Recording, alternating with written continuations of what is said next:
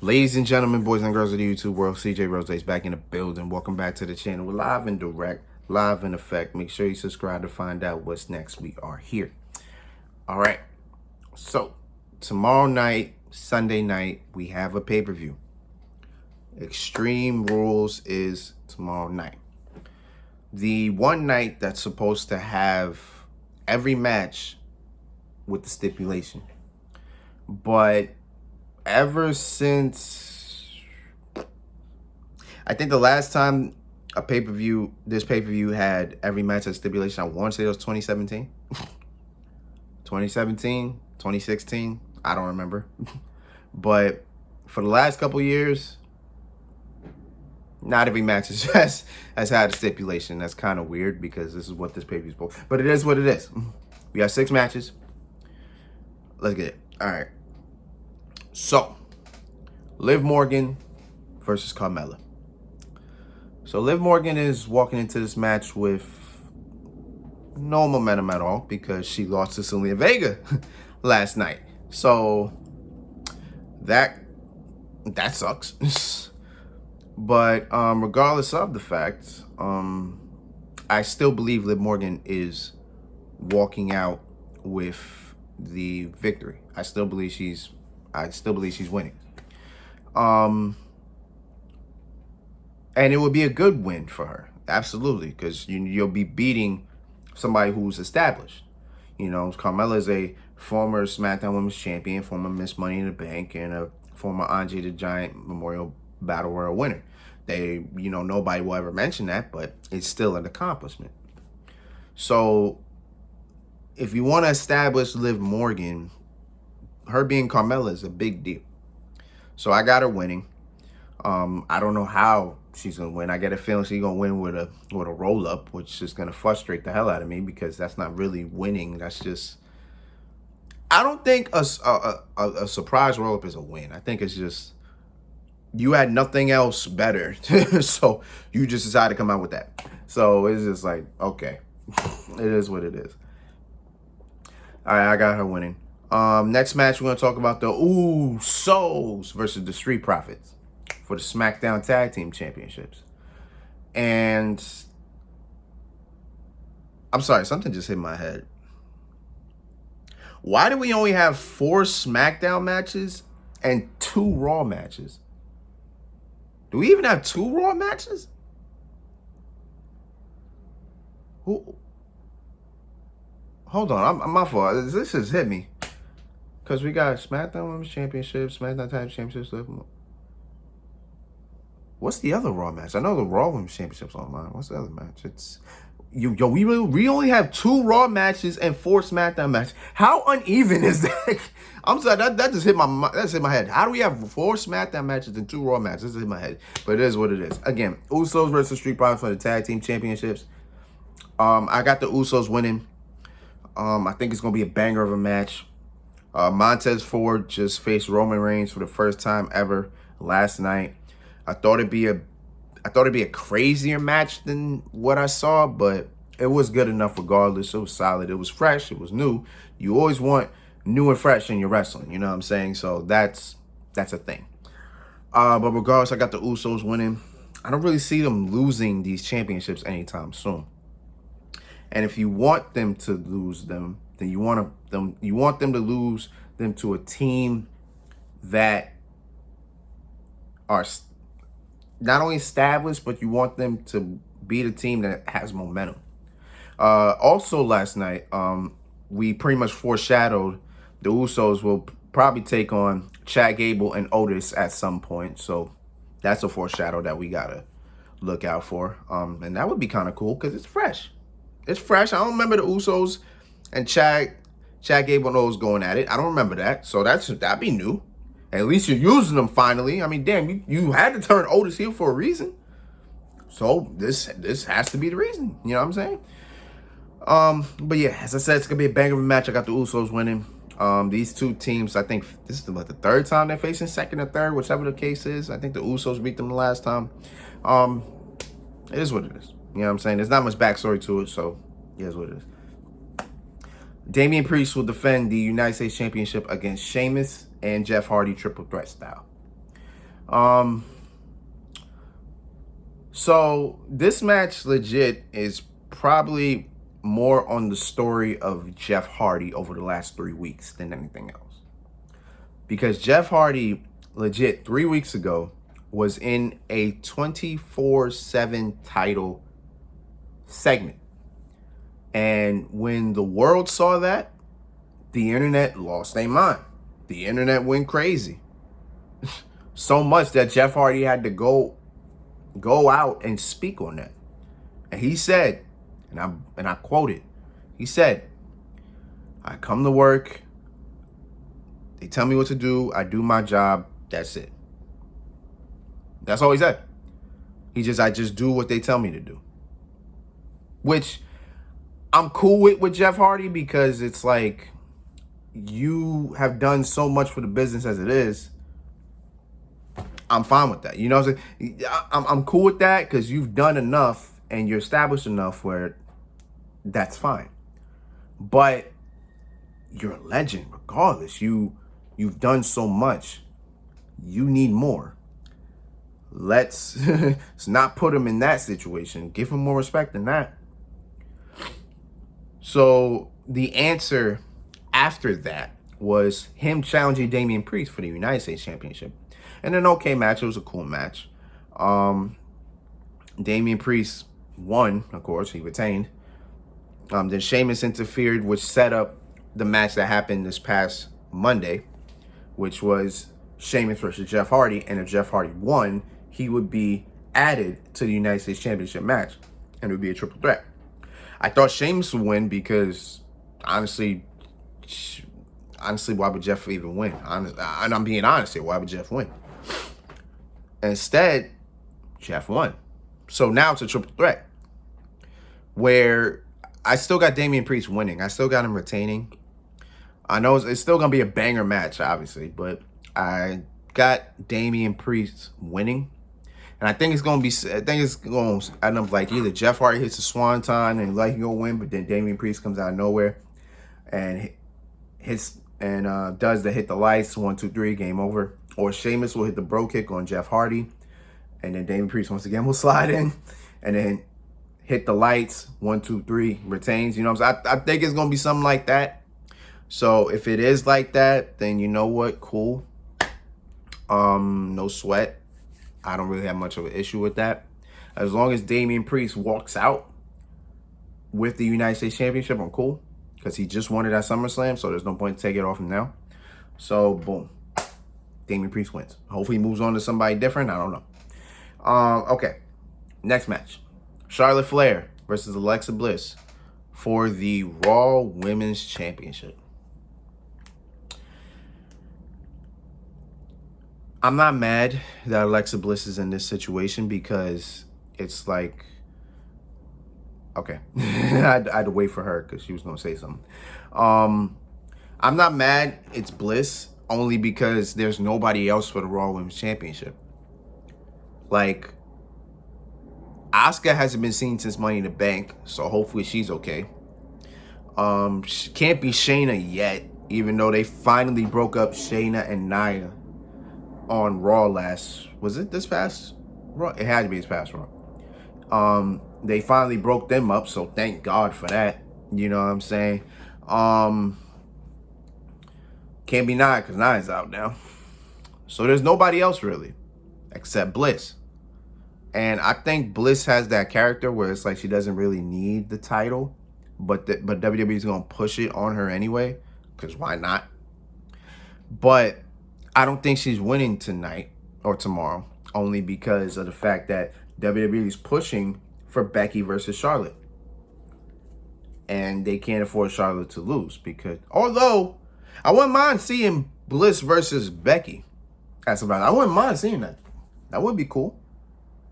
It would also show that, WWE isn't fully banking on Charlotte like that. But then again, Charlotte just won the title back last month. So you mean tell me she's going to lose it again? Like, that quick, that fast? No.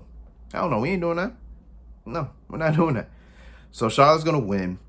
I don't see her making Bliss tap. I don't see her making this Bliss tap. I think if it was the goddess, it'd be a different story. But I don't see her making this Bliss tap. I think she just might have hit her with a natural selection or something. Or maybe Charlotte takes Lily and just distracts Bliss to the point where, boom, Charlotte goes for the kill and then gets the win like that. Because I know Lily is going to be involved in this in some way, somehow. Or maybe, and this is weird to say, maybe Charlie, who that was Charlotte's doll, may get involved in it. I don't know. But I'm telling you, those dolls are going to have some type of, they're gonna be a scenario in this match one way or another. They have to be, because it's Bliss's whole character. But I got Charlotte winning. She's retaining. Through shenanigans, I don't see much clean in this, so it is what it is. But I got Charlotte retaining. On to Becky Lynch versus Bianca Bel-Air for the Smackdown Women's Championship.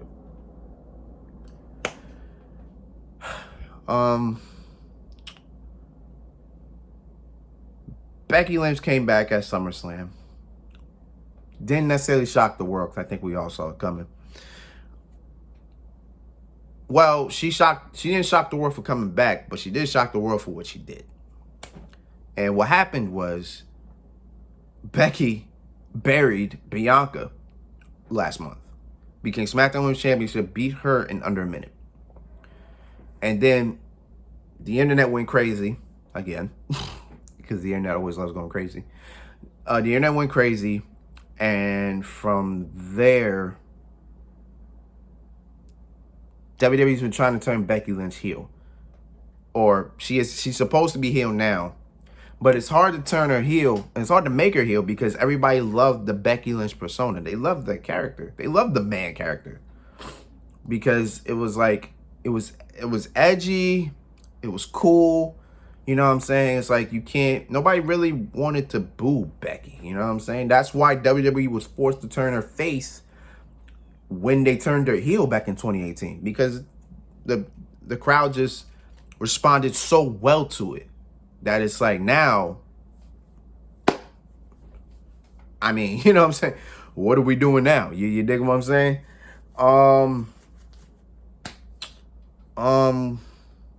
But you know, it is what it is. My thing is, Bianca just looks so stupid doing this whole thing. It's like everything she does, she just looks stupid.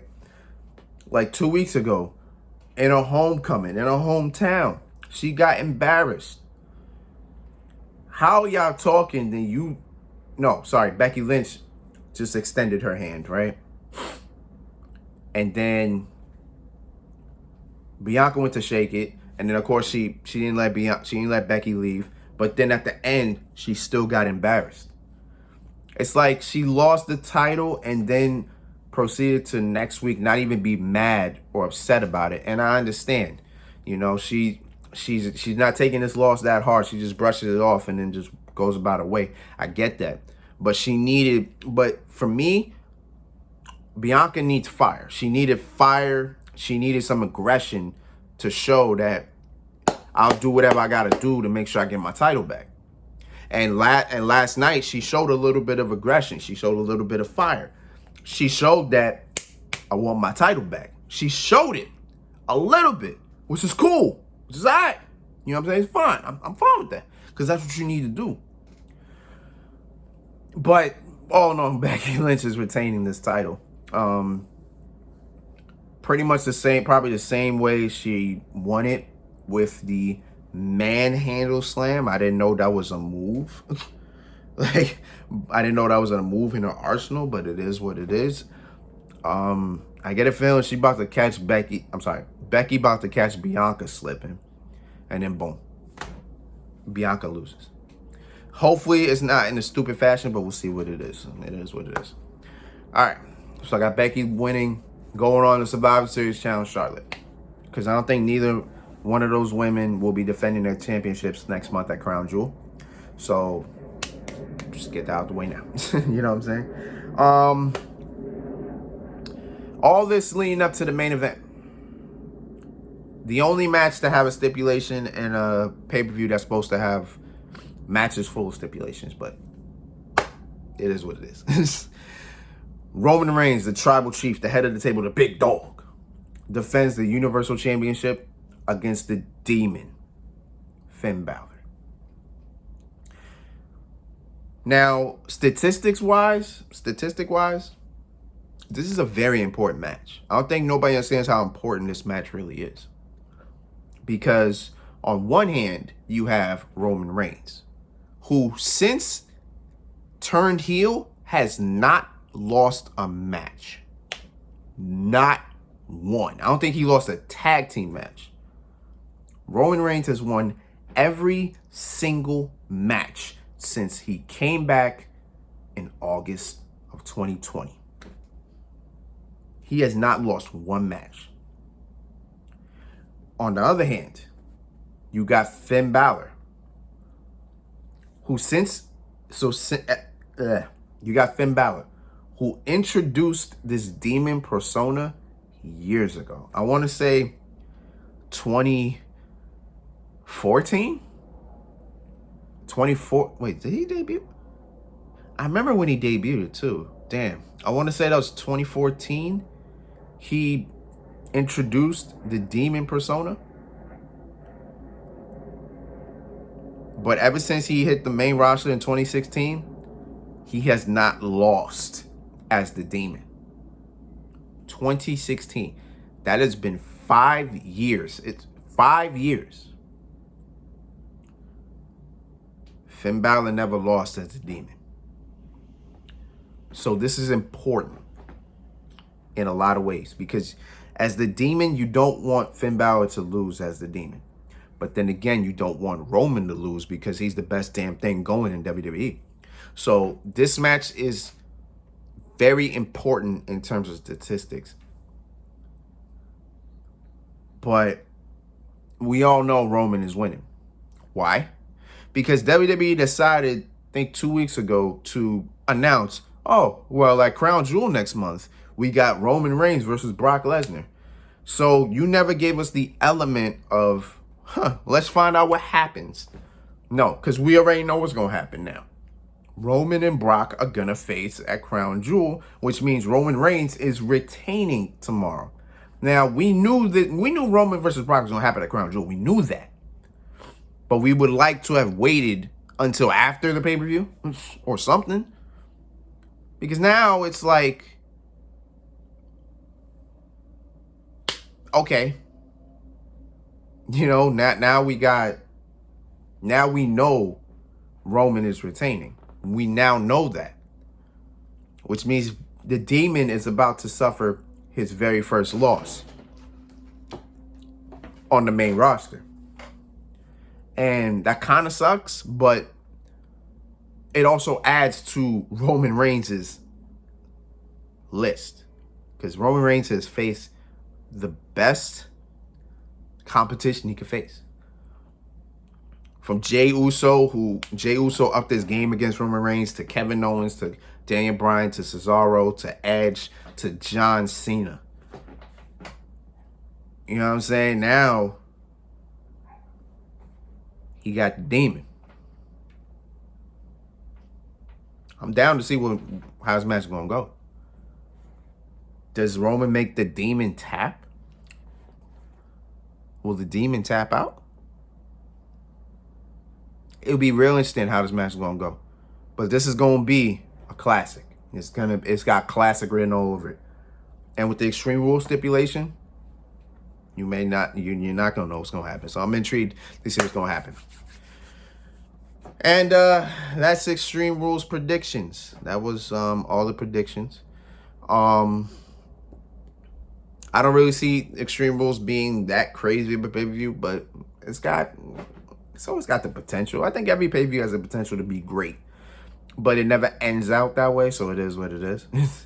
But it's been Rose, man. Thank you for watching. Thank you for all the love and support. As always, I will be back here Sunday night to review Extreme Rules. Hopefully, we got some good matches. Hopefully, there's something to talk about. God only knows. So until next time, peace, love, 100.